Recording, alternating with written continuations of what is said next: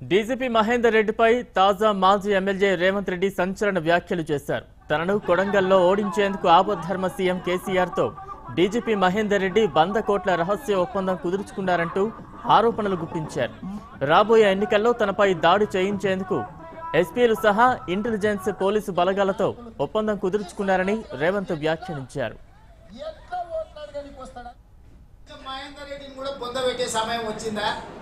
నిన్నమన్నాడు రోహిత్ రెడ్డి అని, పైలట్ రోహిత్ రెడ్డి అని, వీళ్ళు వాళ్ళంతా కాంగ్రెస్లో చేరిండ్రు.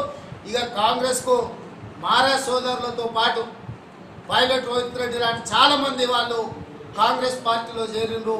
ఈసారి పక్క పట్నం మహేందర్ రెడ్డి పని పట్టాలని చెప్పి అక్కడ ఉండే స్టేట్లు కూడా నిర్ణయం తీసుకురు.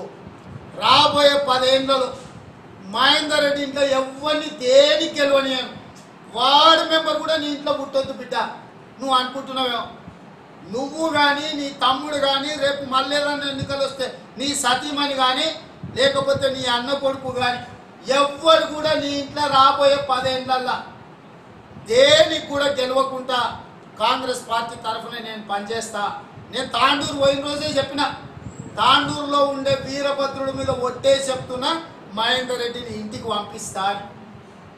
ఖచ్చితంగా మహేందర్ రెడ్డి కుటుంబాన్ని 10 ఏళ్ళు మళ్ళీ ఏ ఎన్నికలలో కూడా కుటుంబం మొలికెత్తొద్దు.